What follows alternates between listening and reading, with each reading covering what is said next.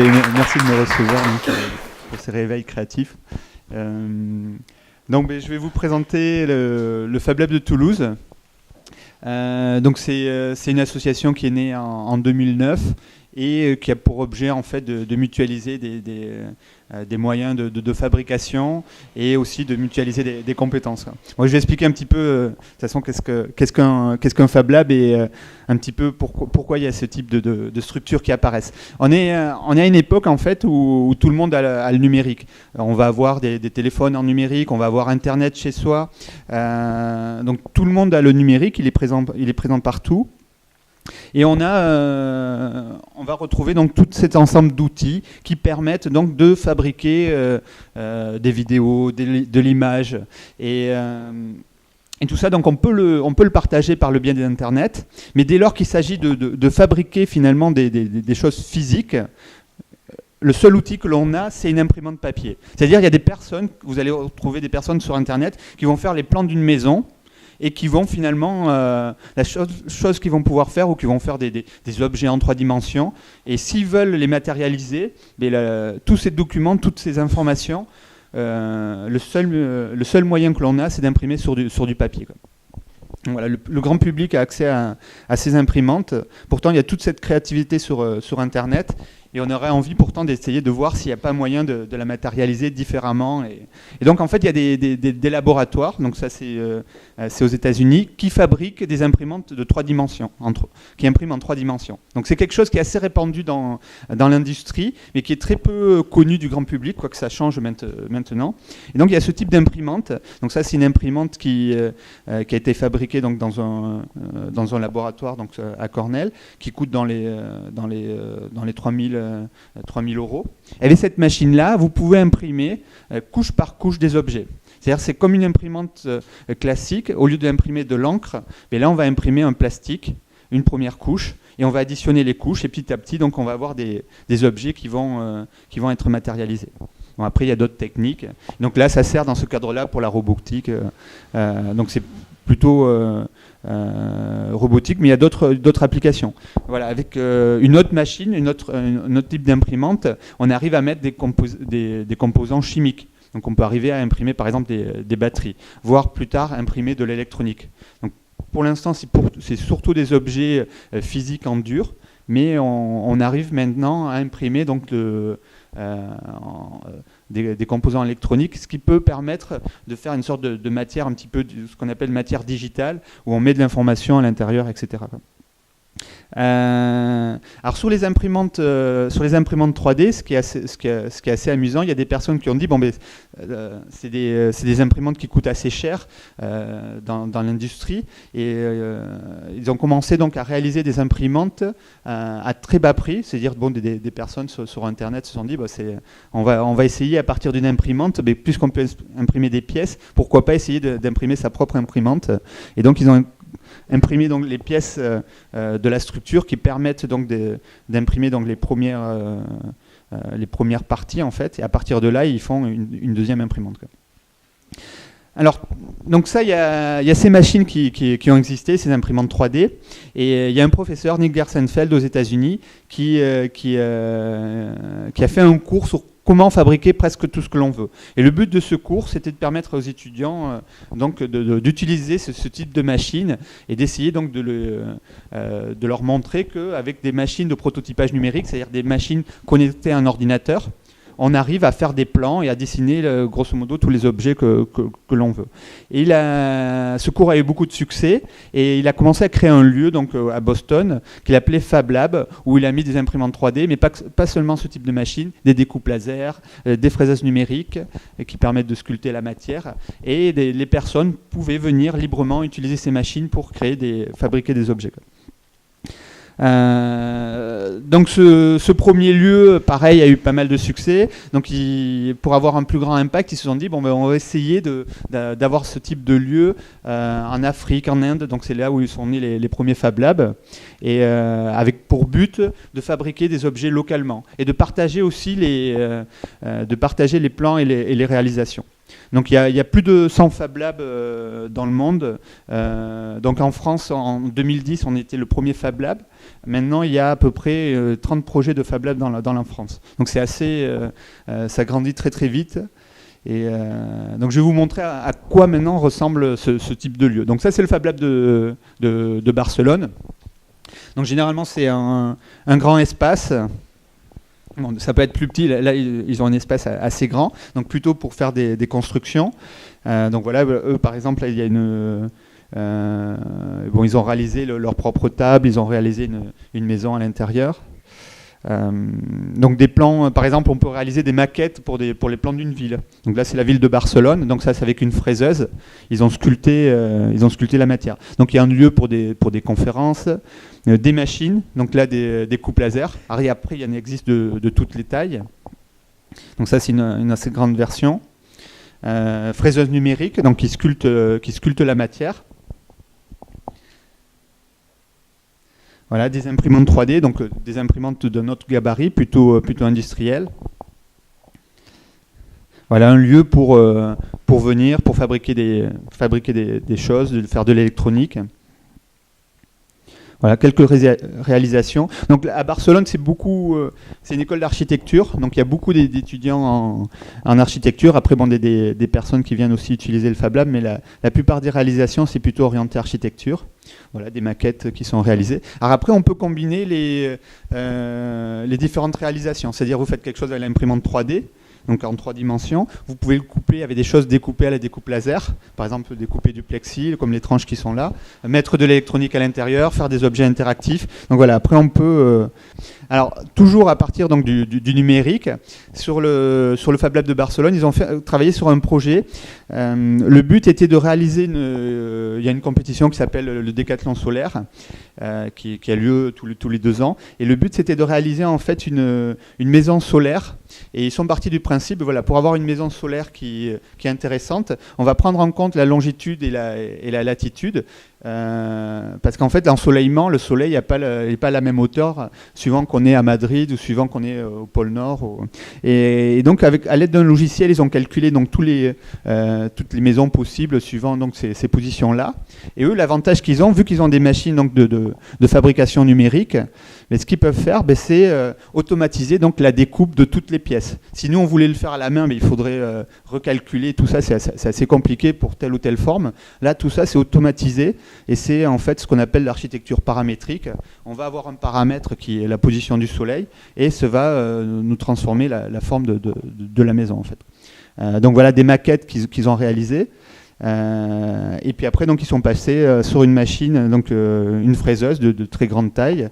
Et puis après donc ils ont commencé à faire donc tous les plans ils ont commencé à réaliser leur maison. Et au final voilà, on a le résultat qui est là, quoi. Donc voilà, ça c'est des réalisations qui peuvent se faire dans les Fab Labs. Alors tous les Fab Labs ne réalisent pas ce type d'application, mais c'est voilà des possibilités, quoi.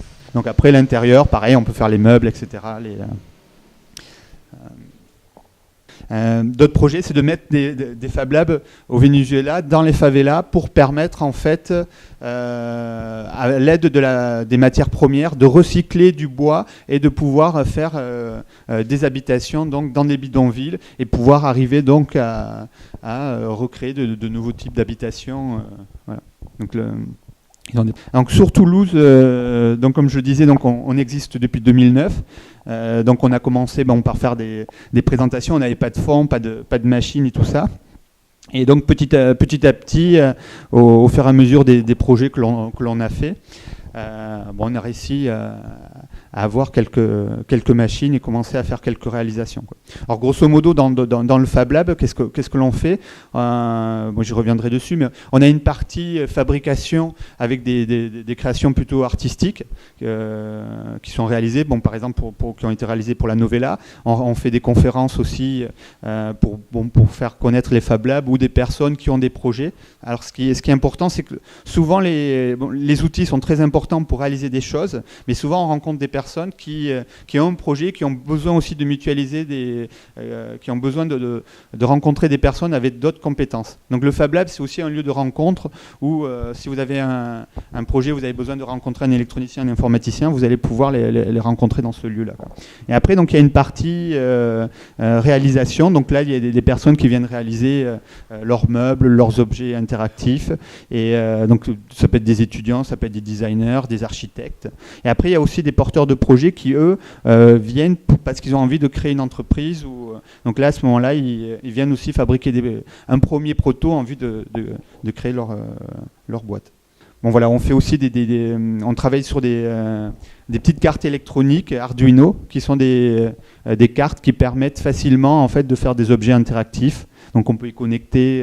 Donc ça c'est accessible à tous. On peut connecter des servomoteurs, on peut connecter des petites LED. Et c'est un peu comme un mini ordinateur sur lequel on va plugger ces différents composants. Ça peut servir pour faire des imprimantes 3D, etc. Alors sur les machines, ben voilà, on a aussi une imprimante 3D qui nous permet d'imprimer des objets. Alors cette imprimante aussi, c'est un petit peu comme l'autre, celle qu'on a vue, la RepRap, qui se multiplie. Celle-là, en fait, on peut la réaliser à partir de la découpe laser. Il y a un petit peu ce but dans les Fab Labs qui est il y a des machines qui existent, qui sont très très chères. Le but, c'est après, à partir de ces machines-là, d'arriver à faire d'autres machines. Donc ça, c'est une première étape, c'est-à-dire avec les machines industrielles, on fabrique de nouvelles machines et avec ces machines-là, on arrive à les reproduire pour pouvoir multiplier le nombre de Fab Labs. Donc c'est un développement un petit peu, on va dire, biologique, cellulaire, il se multiplie petit à petit partout. On a une fraiseuse numérique donc qui sculpte plutôt la matière. L'imprimante 3D, ça additionne les strates. Là, c'est plutôt une fraiseuse, c'est un petit peu comme un sculpteur. Vous partez d'un bloc et vous allez pouvoir le réduire petit à petit et créer des objets. Voilà. Après, donc voilà, on a des personnes qui viennent pour faire leur projet. Et après, on a aussi des projets de groupe. Donc ça, c'est des réalisations qu'on a fait durant la Novella. Plutôt des projets artistiques. Donc là, il y a des informaticiens qui travaillent, des électroniciens et des designers. Donc voilà, on est des groupes et on est en tout un groupe et on réalise généralement. Ça peut être sur des appels à projets, on fait une réalisation.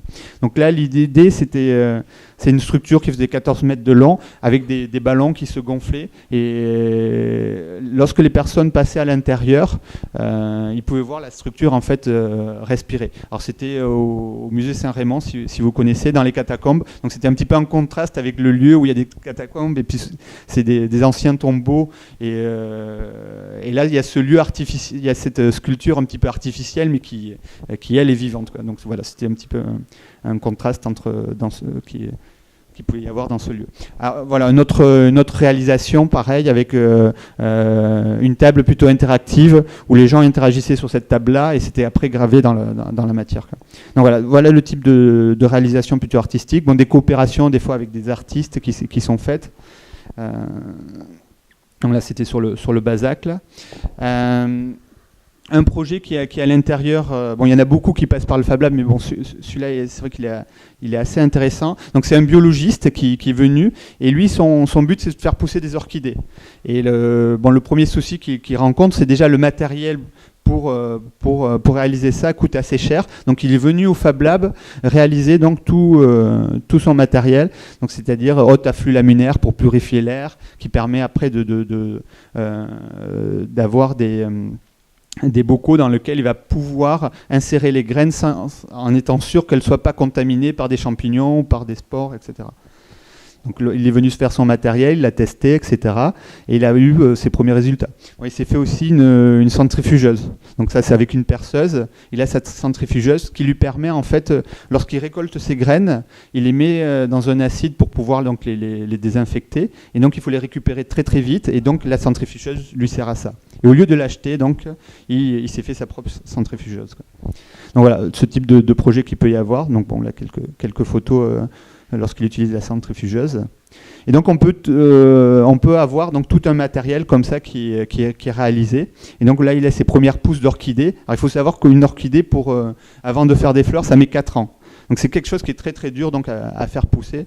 Et donc voilà, lui c'est l'objet de son projet. Donc on peut trouver des biologistes dans des Fab Labs, quoi. Alors là, je vais vous présenter je vais revenir un petit peu sur Barcelone, des projets voilà le type de projet plus conséquents qui peuvent naître. Donc là, c'est à l'échelle d'une ville. Au niveau de Barcelone, ils réfléchissent à des moyens qui sont, des dispositifs pour pouvoir faire une sorte de ville intelligente. C'est-à-dire, dans le Fab Lab, ils créent des petits boîtiers qui sont reliés à Internet, qui permettent de capter les nuisances sonores, qui permettent de capter le bruit, tout ce qui est toutes les pollutions. Et en temps réel, ils peuvent afficher donc toute la pollution qui est dans la ville, quoi.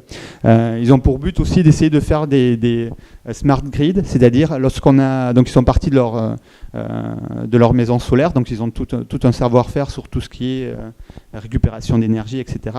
Et donc là, l'idée, c'est d'arriver lorsqu'un bâtiment produit de l'électricité, par le fait qu'il y ait des panneaux solaires sur le bâtiment, c'est comment arriver à répartir cette électricité. Si un bâtiment en consomme plus et a besoin d'électricité, il va puiser sur son voisin qui en consomme moins. Donc là, c'est tous ces concepts de smart grid. Donc on retrouve aussi toujours sur Barcelone, une Fab Lab Academy, c'est-à-dire pour se former, il est possible d'aller dans un Fab Lab et pour apprendre à utiliser les différentes machines. Il y a des cours qui sont donnés par Neil Gershenfeld, donc le fondateur des Fab Labs, et par visioconférence, donc vous apprenez à utiliser les machines, c'est-à-dire il vous décrit comment ça marche au niveau de la sécurité, qu'est-ce qui est réalisable, qu'est-ce qu'on peut faire, et après les travaux pratiques sont réalisés dans le Fab Lab où vous êtes hébergé, quoi. Bon, après, il y a des plateformes qui permettent donc ça c'est notre site web, de partager les données, etc. Autre projet toujours sur Barcelone. Donc on peut fabriquer des choses, mais pour les fabriquer, il faut de la matière première. Et là, ils partent du principe, ils essaient donc au nord de Barcelone, donc il y a des forêts, il y a des ressources en bois. Donc ils ont fait un éco-fab lab qui, donc toujours avec la volonté de récupérer l'énergie du solaire, etc. Faire une AMAP. Donc cet EcoFab Lab permet donc de créer des ressources alimentaires, mais surtout il va permettre d'exploiter une forêt qui est juste à côté et qui va permettre de produire donc tout un ensemble de ressources, de bois, en fait, de planches pour pouvoir créer des objets, quoi. Donc voilà le lieu. Après, ils sont partis d'un principe. Donc les villes, qu'est-ce que c'est? C'est des lieux en fait où on importe des produits, on les consomme et après on les rejette. Donc c'est des machines finalement à produire des déchets. Et ils se sont dit ce qui pourrait être intéressant, c'est d'arriver à fabriquer le maximum d'objets et à pouvoir les recycler et à pouvoir mutualiser ces objets. Et donc pour le but, c'est d'arriver à faire en sorte, au lieu que cette consommation, c'est-à-dire des produits qui sont consommés de très loin, soient consommés sur place, le but c'est de réaliser le maximum de choses localement et d'arriver à diffuser en fait l'information, d'arriver à diffuser plutôt l'information. Actuellement, on est dans une société donc qui fait voyager facilement les objets et qui les consomme, qui les produit loin et qui les consomme après localement dans les villes, et alors que les données sont plutôt protégées, c'est-à-dire on va mettre des brevets sur des objets. Et eux, l'idée c'est d'inverser ce paradoxe, c'est plutôt fabriquer localement et arriver à faire que les données soient plutôt, elles, diffusées. Et juste avec ça, en fait, on peut produire plus localement et on peut produire facilement plus de choses. Donc l'idée, c'est d'avoir une dizaine de Fab Labs dans la ville et de faire en sorte que les citoyens viennent, produisent des choses, partagent les objets qu'ils ont réalisés. C'est-à-dire, vous venez faire une chaise, vous la mettez sur Internet, une autre personne va pouvoir récupérer cette chaise, la modifier, réutiliser peut-être des ressources. Et à ce moment-là, donc, vous avez tous ces produits qui évoluent et qui sont partagés donc, par les citoyens, quoi. Donc voilà un but qu'ils ont sur la ville de Barcelone, avec pour but après de favoriser l'émergence de nouveaux talents, de nouvelles personnes qui produisent. C'est-à-dire on n'est plus des consommateurs, mais on est plutôt des personnes qui produisent des choses, en fait. Avec le but après d'étendre ça sur d'autres Fab Labs et d'autres villes, et d'avoir donc des échanges comme ça intervilles, quoi. Voilà.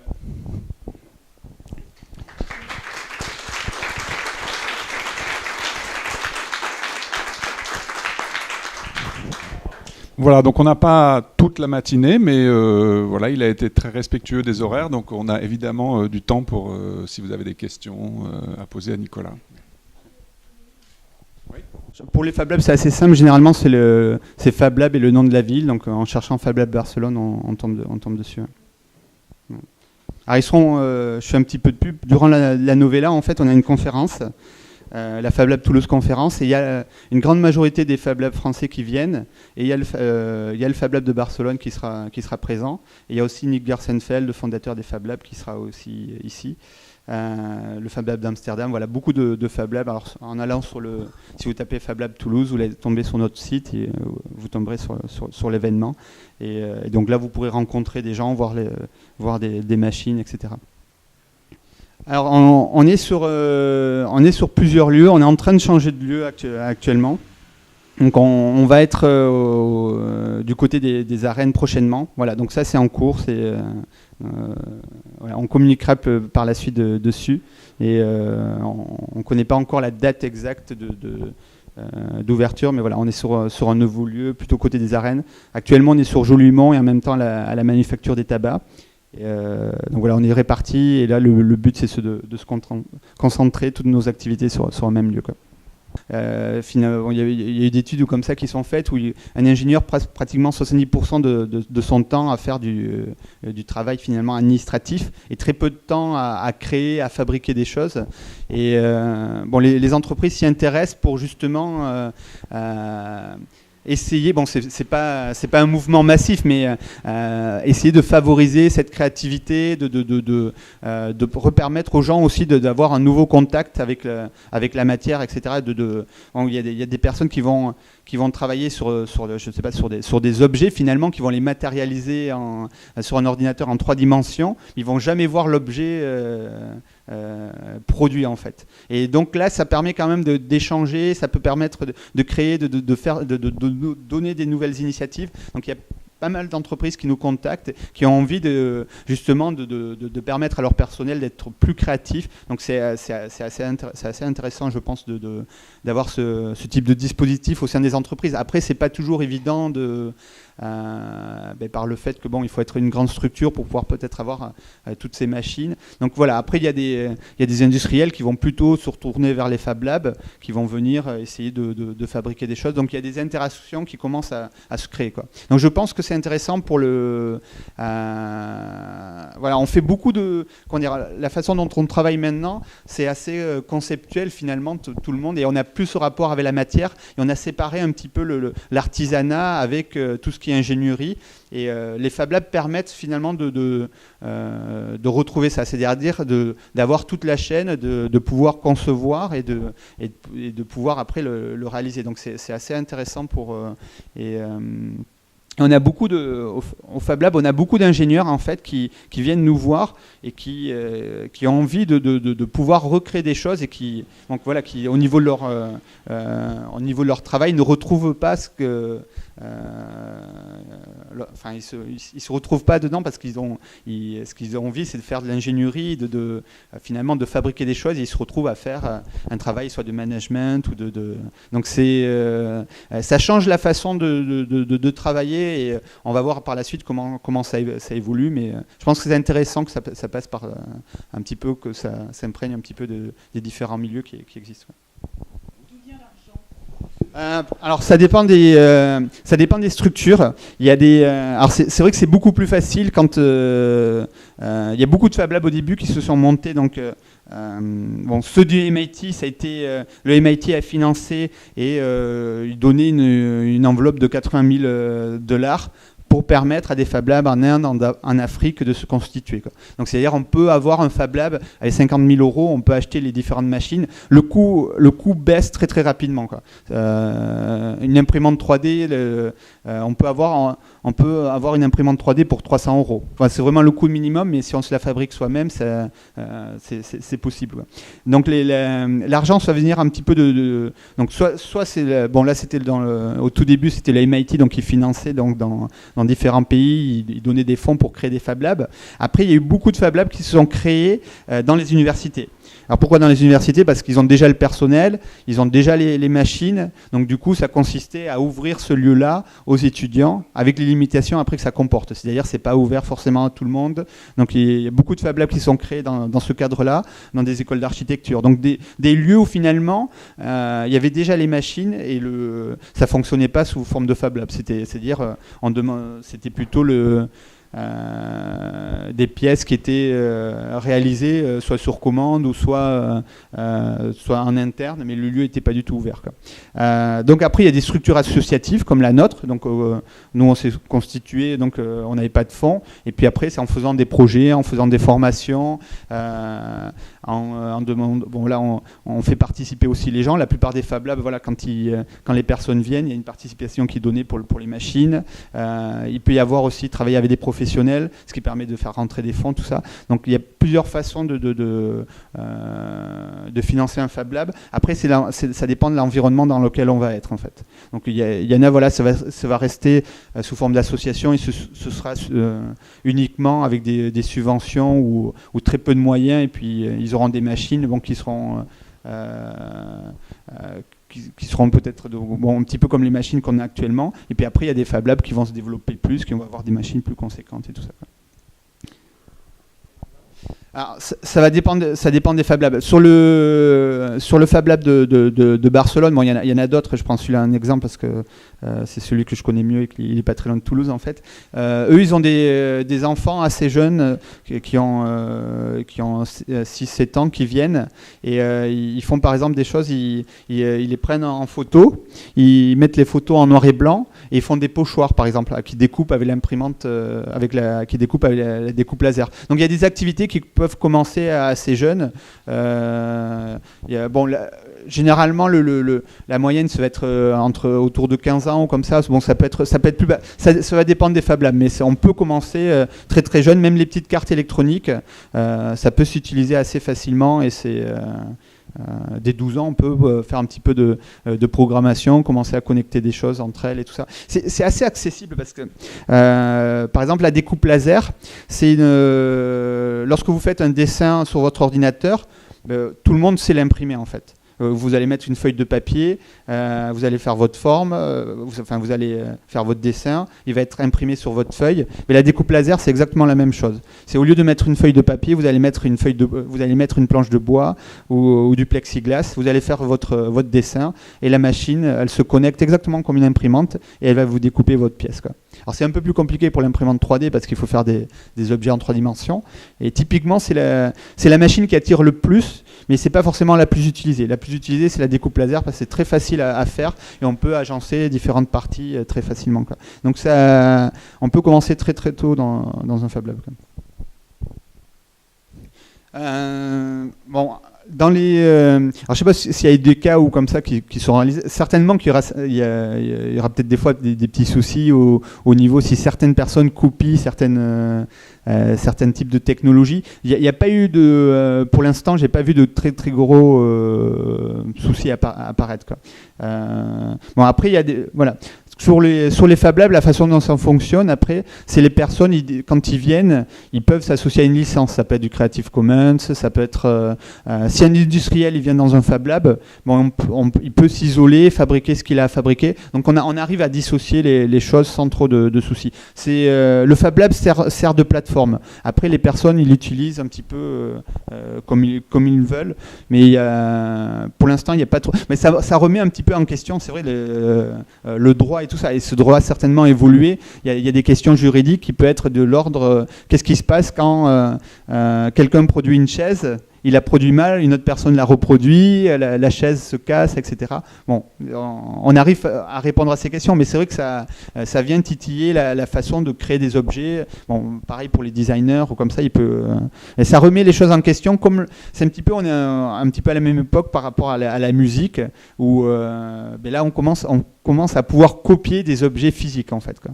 Et finalement, ce qui est assez paradoxal, la richesse, la valeur, elle est plus dans l'objet, comme ça pouvait être avant. On achète un objet. Ce qui est plus important finalement, c'est les plans en fait. C'est d'avoir les plans de l'objet, quoi.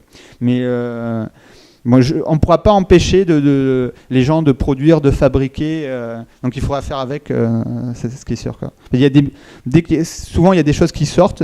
Il y a que ce soit dans des Fab Labs ou ailleurs, hein, il y a des personnes qui vont pouvoir le fabriquer, faire des kits et tout ça. Bon, il y a plusieurs façons après de fonctionner. Il y a des Fab Labs qui vont fonctionner sur des subventions et qui vont être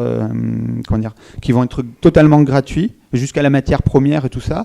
Et là, il y a d'autres Fab Labs. Nous, par exemple, on sera forcé d'avoir une participation parce que c'est pas évident actuellement d'avoir des subventions de manière continuelle. Et je pense que c'est pas le but. Et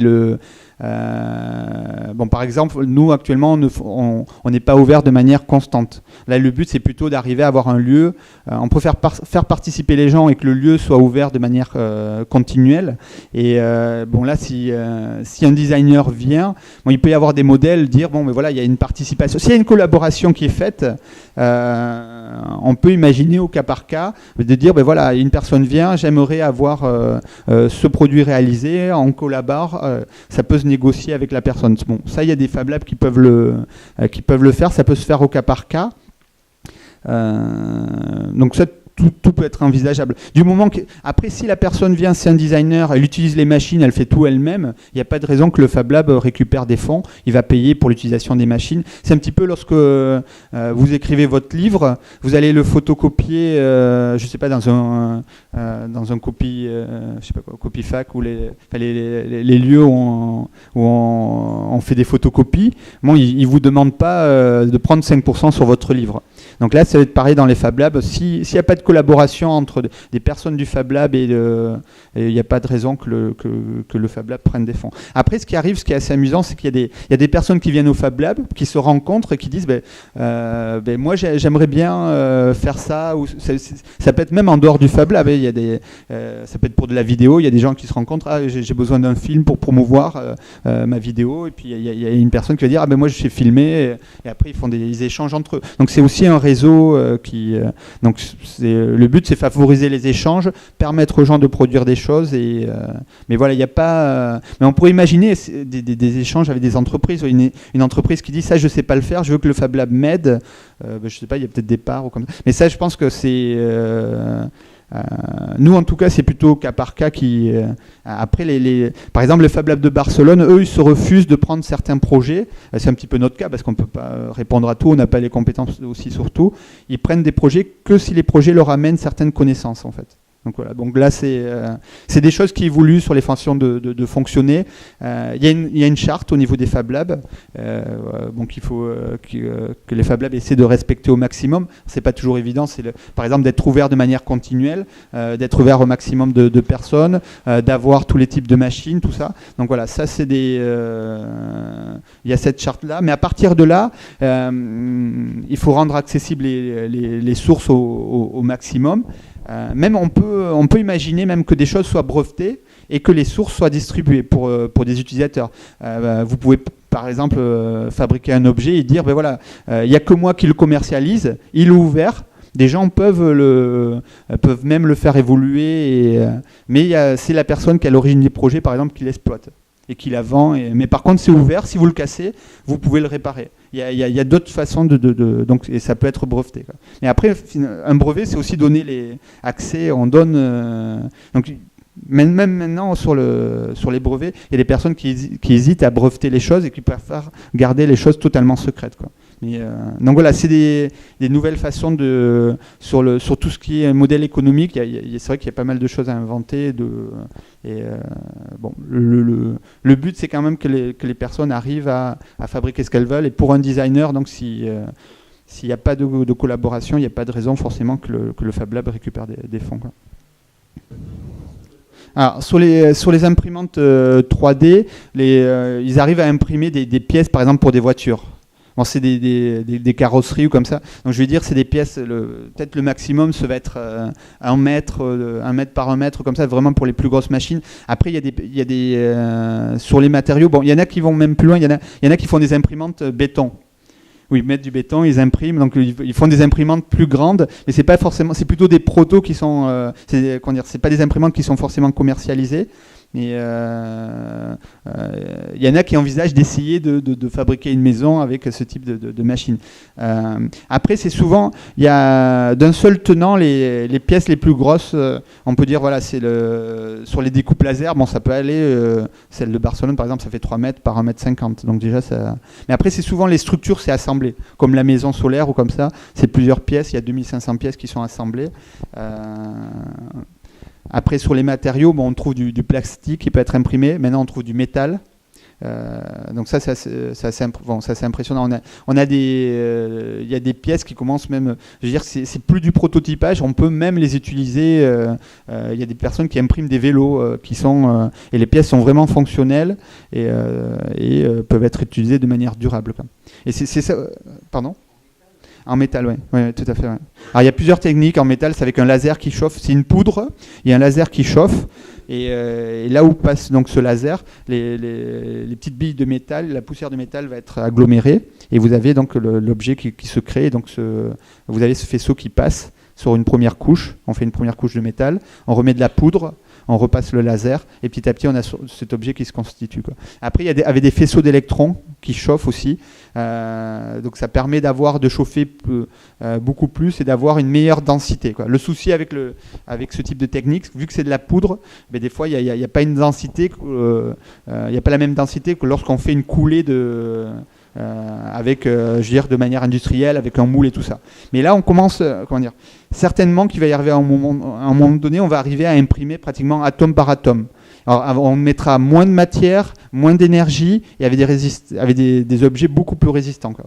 Donc, dès qu'on arrivera à avoir une qualité supérieure à ce qui peut se faire avec des moyens conventionnels de moulage ou comme ça, ça ouvre des portes assez exceptionnelles. Oui.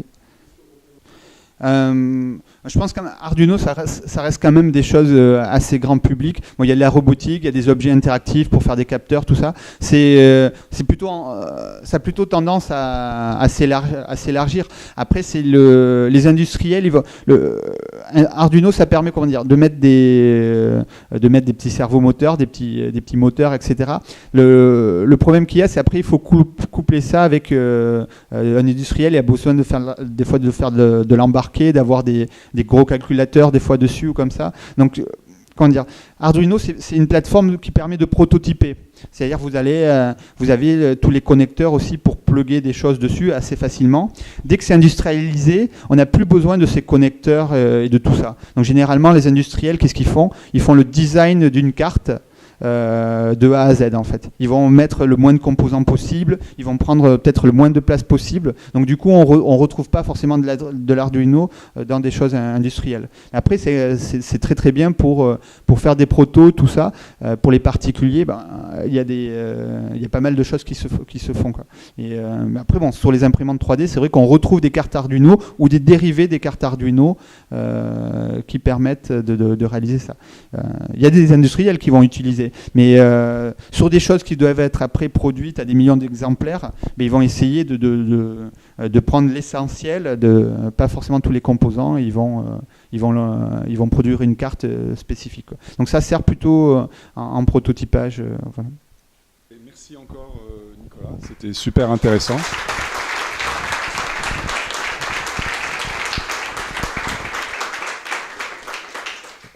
Donc voilà, merci à tout le monde. On a imprimé des croissants, donc n'hésitez pas